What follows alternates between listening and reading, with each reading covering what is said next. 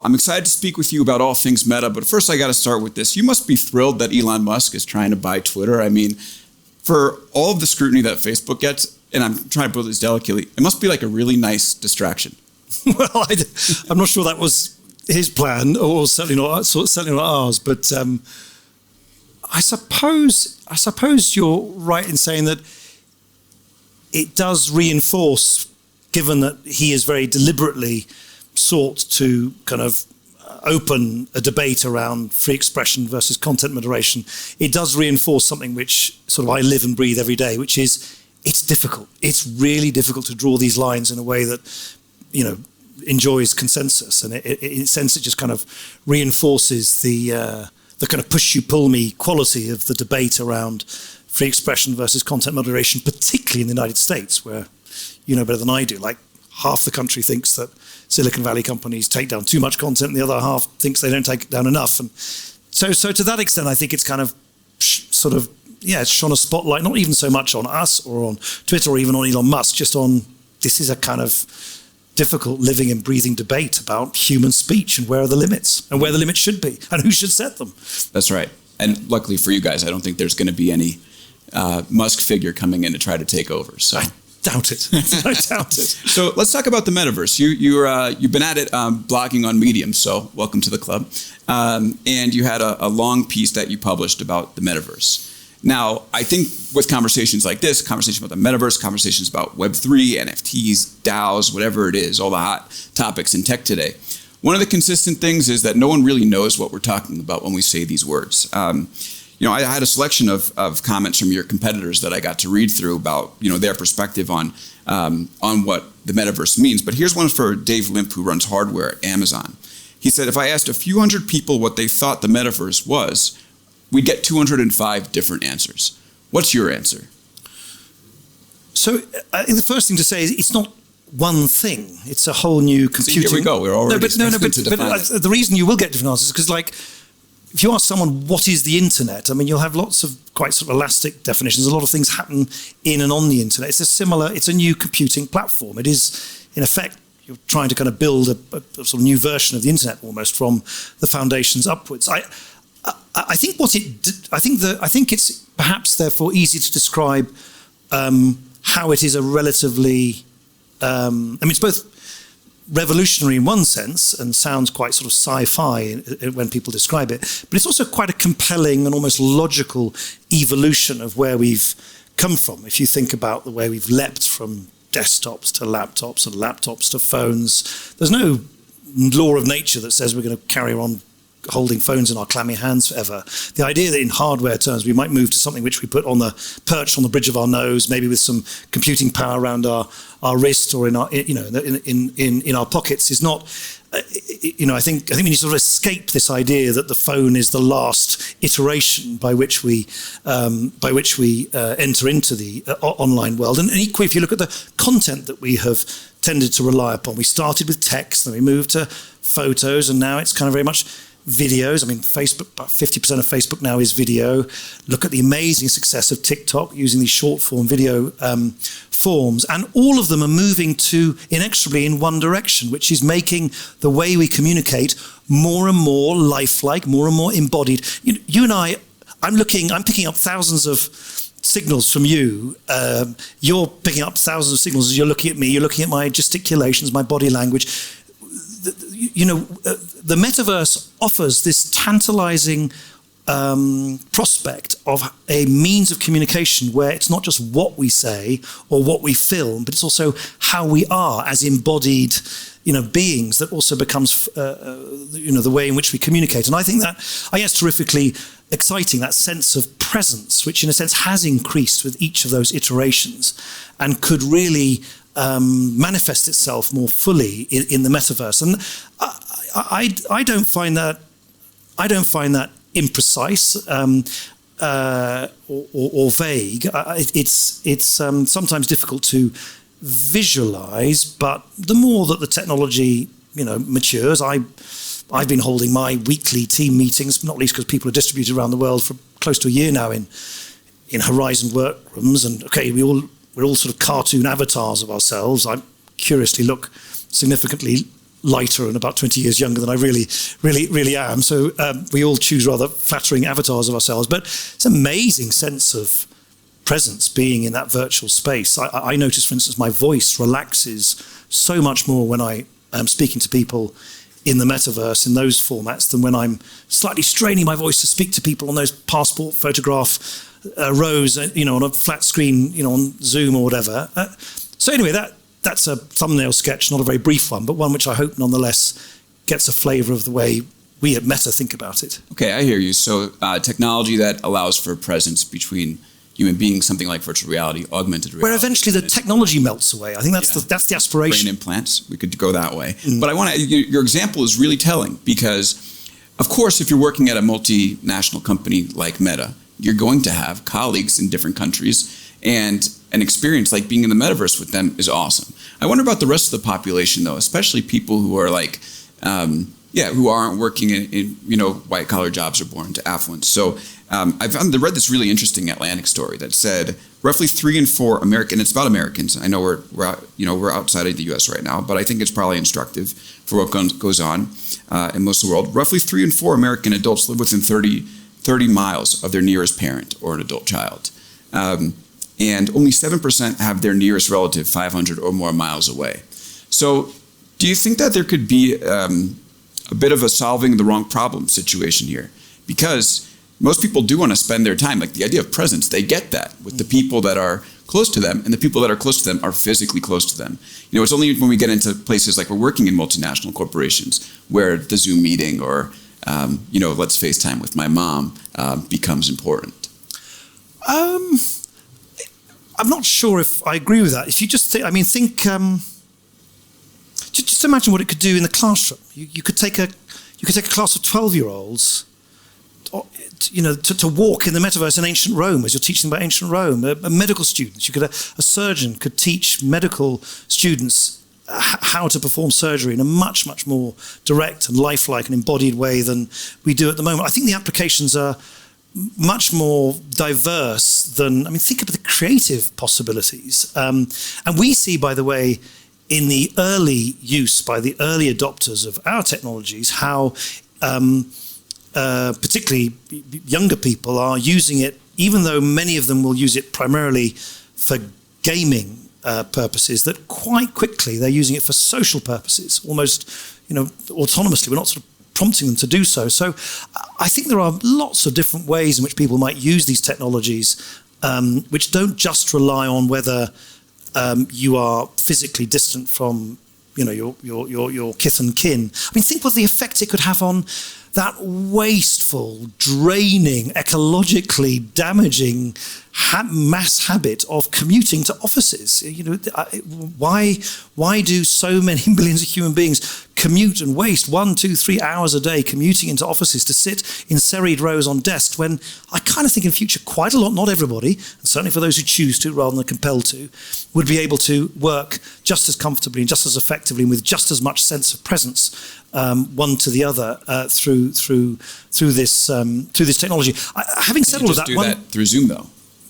Yeah, but you're saying this is better than Zoom. Our assertion is that what people will always seek is a form of communication which is more embodied, where the presence is greater, where the sense of really being there with someone else, even if you're not there physically, will always be more rich, more enjoyable, more fulfilling, and so on and so forth. But I, in terms of the barriers, one thing you didn't mention this, but one thing which I do accept is a sort of built-in barrier. Remember, we're a company that is sort of moving from being a social media app company to being a company that now will produce hardware. We haven't really been a hardware company before.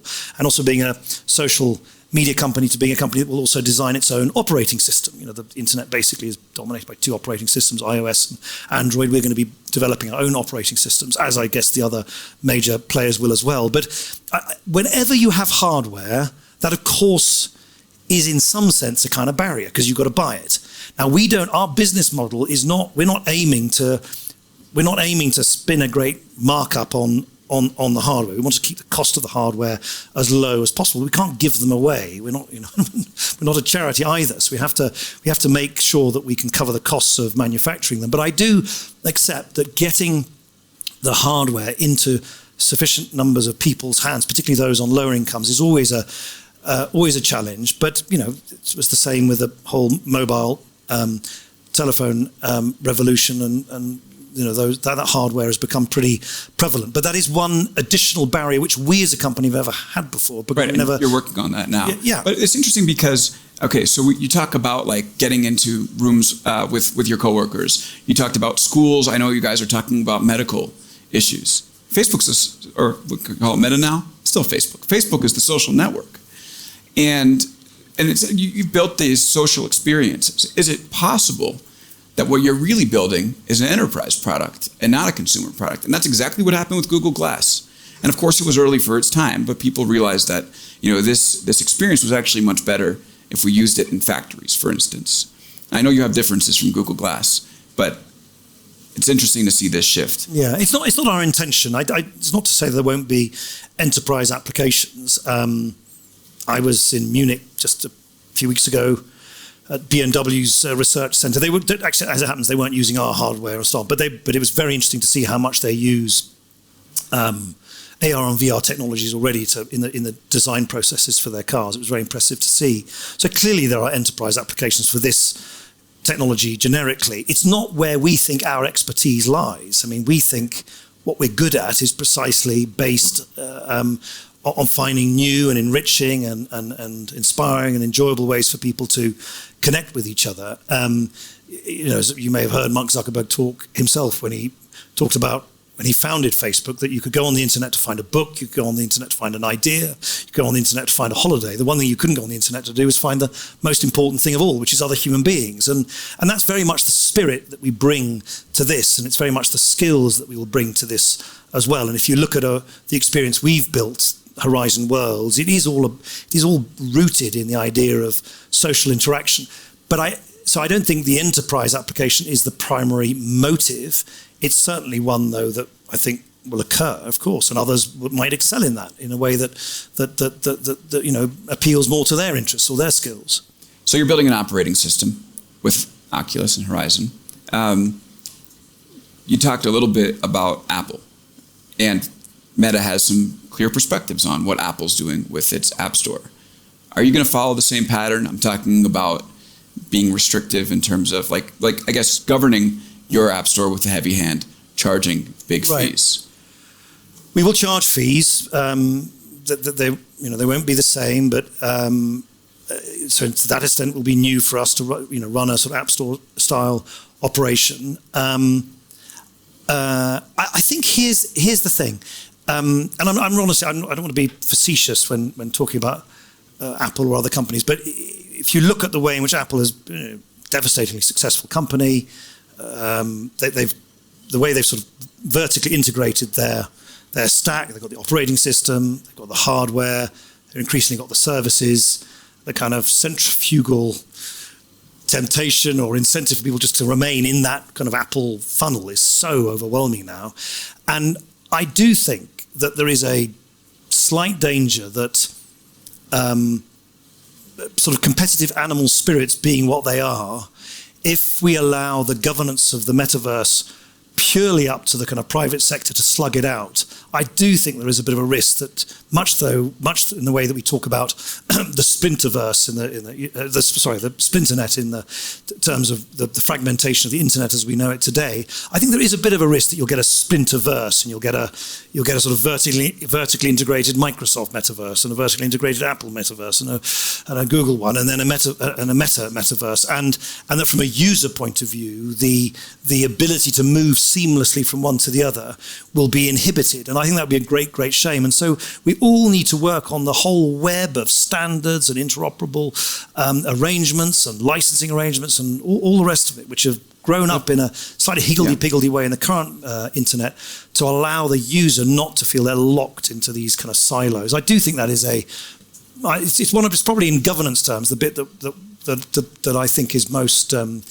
deserving of real thought. Of course, interoperability, that's something that you've talked about. But I want to get a firm answer from you on the Apple thing, because the big discussion about Apple has been the 30% fees in the App Store. You mentioned you're going to charge fees. I always thought, after hearing from people inside Facebook about the way that Apple was charging, that those fees would inevitably be less. But there was a report that came out a few months ago that said that Meta's has been taking 47.5% on some transactions when it comes to NFTs. So it's like a hardware platform fee of 30% of sales through the Meta Quest store, and then Horizon Worlds will charge a 17.5% fee. People have been talking about that for NFTs, and one person I saw comment on it was like, someone ought to tell Meta that after the IRS is done, I'm not going to have that amount of money to pay them. Why 47.5%? I mean, how could that possibly be? Well, firstly, as I said earlier, we're not looking to make money off the hardware, off the device. So it's quite a different approach than Apple has taken, where they clearly extract a significant margin on the device. Yes, we're charging fees, but remember, Horizon Worlds will be available through lots of other routes. So I think it's the 17% that Horizon Worlds will charge on Horizon Worlds is not. I mean, in a sense, I get it. You're adding together the App Store charge on Oculus with Horizon Worlds, but of course, we envisage Horizon Worlds being available through so many different other routes, and so the same won't apply. So I'm not sure if it's comparing, apples with apples and pears with pears. I think it's mixing these things. But yeah, we're quite open about the fact that we're not trying to extract great margins off the hardware. We do want to be transparent about if you're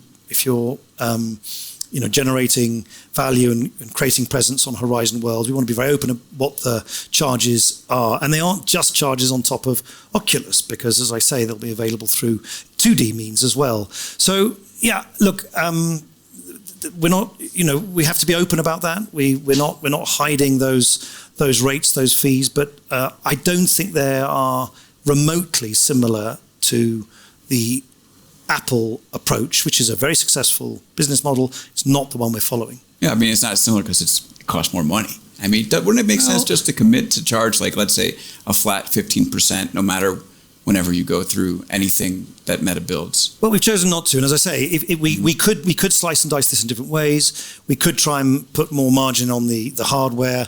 The moment we decide not to do that for the reasons I described earlier, because we think we've got a huge incentive to get hardware into the hands of people at the lowest possible cost, then you have a knock-on effect. I mean, look, we're pouring. I mean, I'd love to. I mean, people might think that we're like, we're a charity which can just give away this stuff. We can't. We have to try and work out a business model that's sustainable.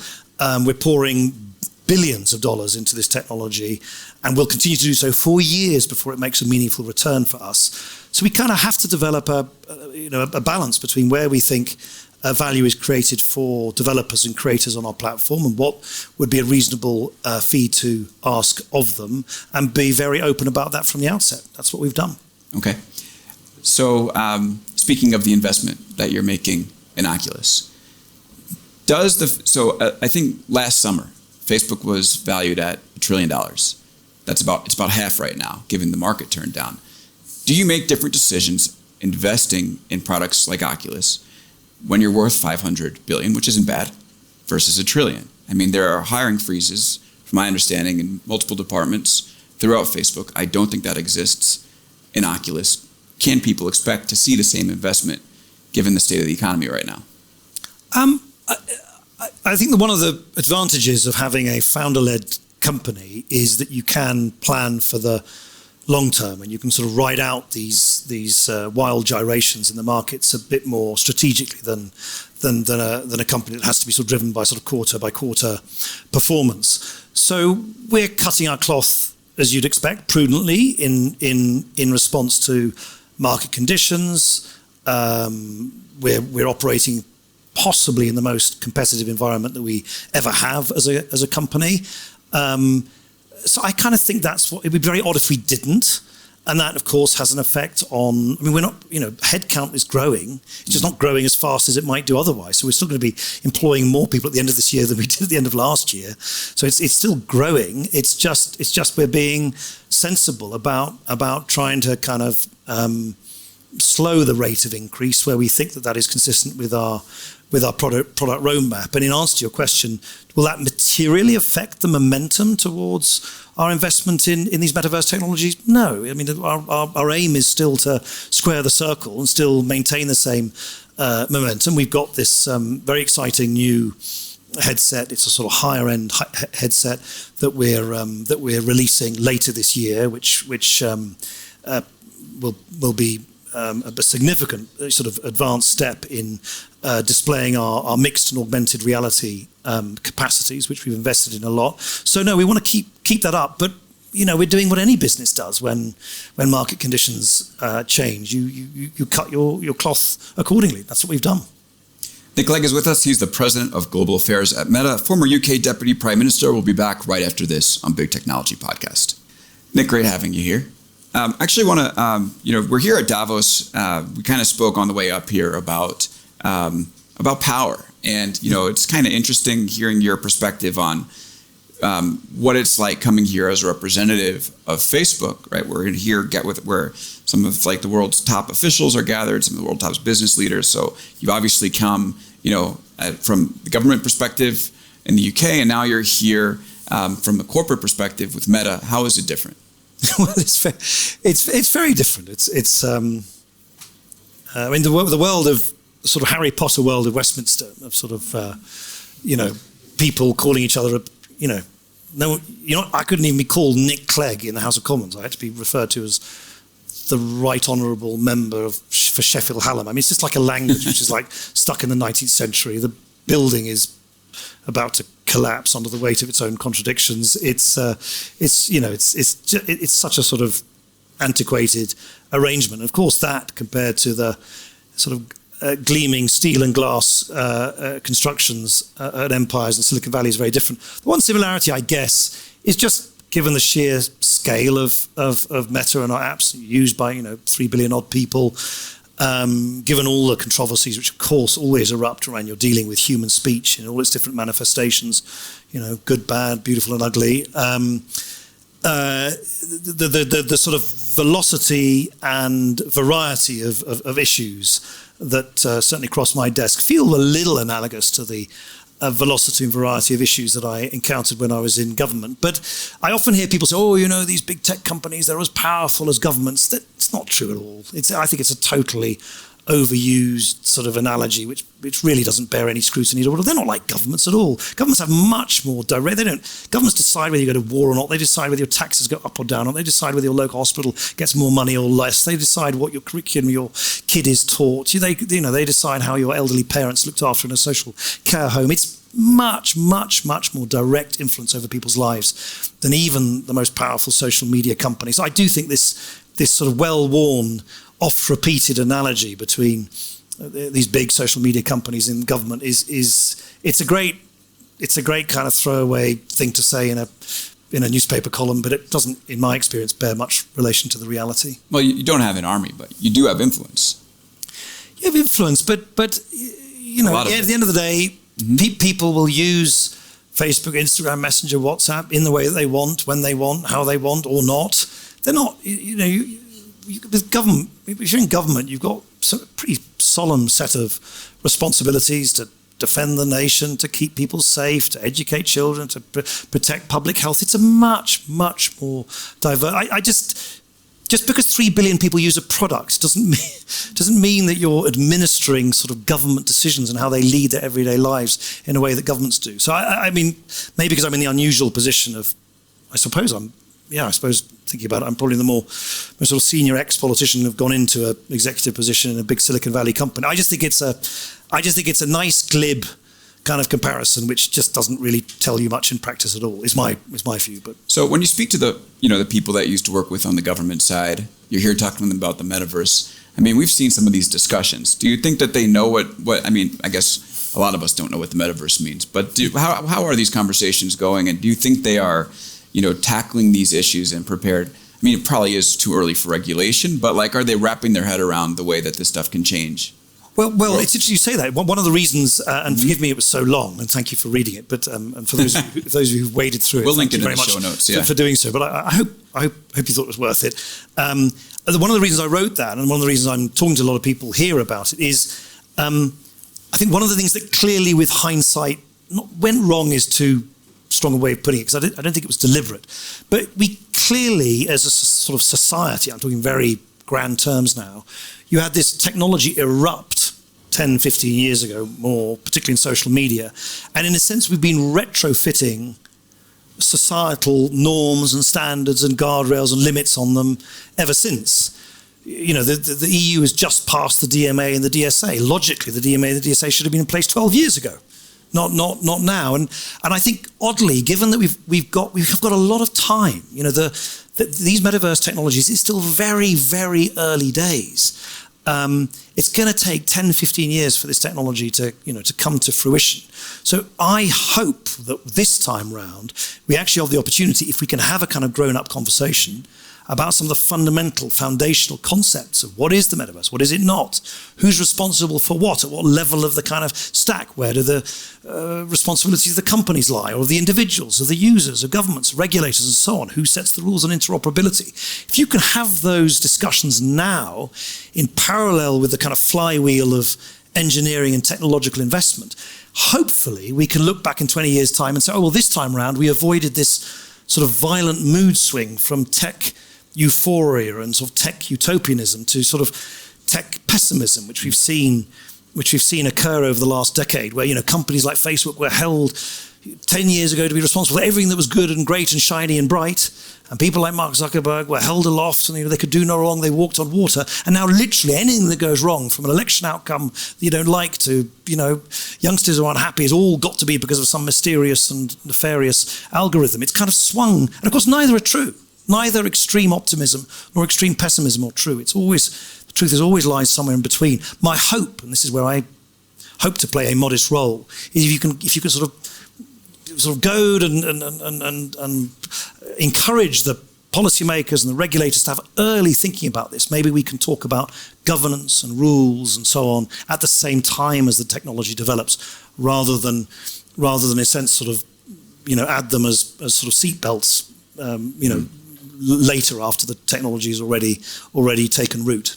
Yeah, it's interesting though, because like I'm reading your post, and then the names I see coming together to try to get regulation on this pass are companies like Meta and Apple and Microsoft, Google. At what point do the most powerful companies coming together to push regulation actually end up entrenching them more than it does opening up room for other competition? That's always the risk. You've always got to be very skeptical when big companies say, "Oh, you know, we want new rules of the game." And Facebook doesn't really play.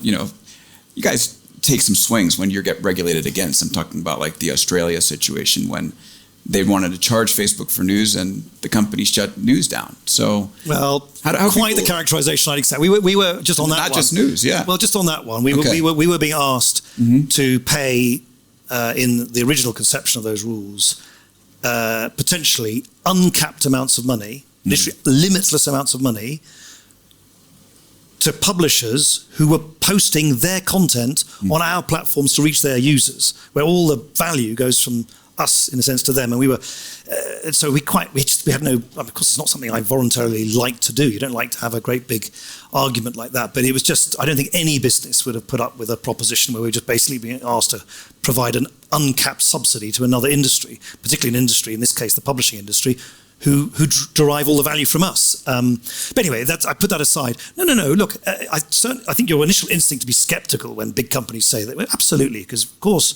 regulatory interventions can become a barrier to market entry and so on. And look, I'll be clear. I'm not here straining at the bit, saying, "Oh gosh, Parliament should rush to make laws and rules about the metaverse." I think it's too early for that. I just think that the more you can have a grown-up conversation with academics, with researchers, with other parts of the industry, large and small, with online harms experts and others, get everybody in the same room with regulators and say, look, this is new technology. It's going to happen one way or another. We don't exactly know how it's going to play out, but here are some of the early foundational kind of design questions we need to think about. I kind of just intuitively think that has to help us navigate all of this better than the kind of wild mood swings that seem to me, at least, to have seemed to somewhat disfigured the societal debate around technology over the last 10 years or so. So let's talk about the way that Facebook does go about. I keep saying Facebook. This name change, man. Okay, so let's talk about the ways that Meta goes about this regulation. There was an article in the Washington Post last week about a group called American Edge that got all of its seed money from Facebook. Was millions of dollars. And they go out and they have local business people do op-eds or make statements, run ads that seem to be supporting Facebook's positions, but never any disclosure that that's where the source of the money is coming from. And this has happened like all throughout this big tech debate. And I think that like it's actually good. There are arguments to have D2C companies or smaller businesses talk about how these products are helpful. However, they should, if they're being funded, if the ad campaigns are being funded by organizations that get all their money from Meta, there should be some disclosure, don't you think? Yeah, I'm surprised to hear you say that. I think there's full disclosure. I think we've never hidden the fact that, I mean, by the way, I don't know which story you're referring to, but I mean, we've been totally open about the fact that American Edge, which is a constellation of experts and people basically making the fundamental case that American technological success needs, you shouldn't just take it for granted. And lawmakers need to think very hard about the effects of their decisions on American technological prowess, particularly compared to the strategic competitive threat from China. We've been very open about the fact that we supported that, financially supported it. They have as well. By the way, ask any of the numerous organizations whose sole purpose in life is to criticize big tech. Ask them where their funding comes from. Everybody is funded by some. Yeah, exactly. And everyone just needs to be open about it. I don't think just because there are lots and lots of these organizations and they're funded by so and so and so and so and so and so. They're perfectly entitled to get that funding and still make their case. And I think the American Edge project is entitled to do exactly the same. I don't doubt that Meta has made its connections to American Edge clear. I think the question becomes what happens when these small business owners come out and they're doing an ad on behalf of American Edge. And it says, this ad has been funded by American Edge, but no one knows what American Edge is outside of us, like the people in this room, people listening. I'm sure people listening to the podcast don't even know. And the broader population don't know. So don't you think Meta should commit to when small business owners go out to make your case through organizations that receive funding from you, that they also disclose that there's funding coming from Meta? Well, the answer is I don't know. I can't micromanage for you the relationship between American Edge, which is an organization funded by us, but it runs its own operations. I'm assuming, of course, they disclose where their funding gets to when they're dealing with a lot of these local voices who are raising their own support for the American technology sector as a whole. But as I say, I kind of think it works all ways. I mean, you have local campaigns against big tech. I'm assuming those organizations will say that they got money from this foundation or that foundation. Yeah, look, on the whole, I agree with you. I think there should be, and we've certainly got no incentive at all to be secretive about this. Why should we be? I think we're actually very pleased with the fact that people want to raise their voice, and we want to support that, want to raise their voice about American technology and its role in society. Right, but again, speaking of the power, if the money's going, I know you don't want to micromanage each one of these organizations, but if the money is coming to American Edge from a place like Meta, you probably have more, influence over that organization. Yeah, we wouldn't fund it if we didn't think what they did was something which we agree with. So hey guys. Yeah, but I don't think. I will check, but I really don't think we have ever remotely brushed this under the carpet. Yeah. Why would we? And I should strongly suspect and hope that we couldn't and shouldn't. That it's part of our arrangements that you have to be open about this. Right, and I like the fact that you're saying that. And it would be good if we had this, because when I first started Big Technology, I went and looked at a bunch of these op-eds that were being written, and the money didn't just come from Meta; it came from places like Alphabet as well. But oftentimes there's like local op-eds in places like the KC Star that are trying to influence certain politicians, and then only after you dig through like 4 or 5 levels do you get to the funder. Okay, but I won't harangue you about that anymore. So I also wanted to talk to you about, let's talk about teens. I wrote this book, Always Day One. I actually spoke to Mark for it. It was really interesting to hear about his perspective, and it's all about corporate reinvention, companies coming in as if it's their first day and building without regard for what the legacy product is. Now, obviously, Meta's in the middle of that. You got the name change, you have this big investment going into virtual reality. And at the same time, it seems like teens aren't seeing the same appeal, and young people aren't seeing the same appeal for products like Facebook and Instagram as they did in the past. I'm curious if you think this is the right reinvention, and then as a business, what does Meta need to do in order to get the energy going from young people in the way that it had been in the past? I'm not sure if I entirely agree with that sort of thumbnail sketch. Dare I say it's a somewhat American-centric view of how people use. Well, no, but I mean, it's important. This over 90% of the people who use our products are outside the US, and yet I find myself often asked questions as if the whole of social media is US. It's not. It's like, less than 10% of our users are US users. So if you look across the world, I don't actually think your characterization is entirely right. We've got a lot of young people using WhatsApp in increasing numbers. Got a lot of young people sort of use Instagram. We constantly strive to be appealing to young adults in particular in Facebook and face fierce competition with that. But so we're not giving up, if you like, if that's what your implication of the question. I'm saying, yeah, I don't think you're giving up at all, but I want to know what's going on. Because actually there have been, I think either reports or Facebook itself has said that this is a big priority. No. We've been very open about that, particularly when it comes to Facebook. Right. We understand that it's a mature social media app now. There are other really attractive alternatives. TikTok is an astonishingly effective competitor for people's time and attention. It's the fastest growing social media app ever. It's grown far faster than... And people spend more time each day on TikTok. All that. So, look, I mean... I'm kind of old-fashioned in the way. I kind of think competition's a good thing. It kind of keeps you on your toes. It means you have to constantly iterate. We have to constantly ask ourselves why, what are the attractions of these other apps? What can we do to make sure that we constantly iterate and innovate? And I look at the way in which we have really now leaned into short-form video, which is clearly an extremely popular form of sharing content these days. And Reels is doing exceptionally well. We're not monetizing Reels as that'll take some time.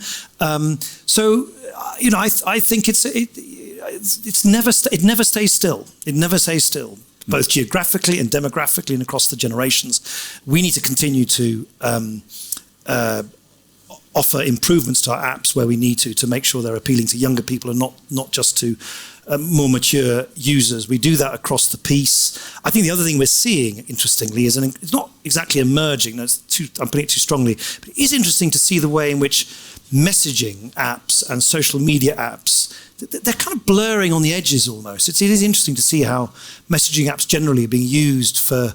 It's going well beyond just sending a typed messaging message to another person. It's being used for payments. It's being used increasingly by businesses. It's being used by larger numbers of people. Look at the way Telegram is used by very large numbers of people. That's why we recently announced the expansion of WhatsApp communities. So church groups and youth groups and school groups can do that. So I think that's a really important evolution. We're spending a lot of time thinking about that. How can you retain the privacy and intimacy of messaging apps, but also make them more sort of versatile for larger groups of people and for more business uses and not just personal communication uses. I think all of that are areas where I think we are continue to be highly innovative.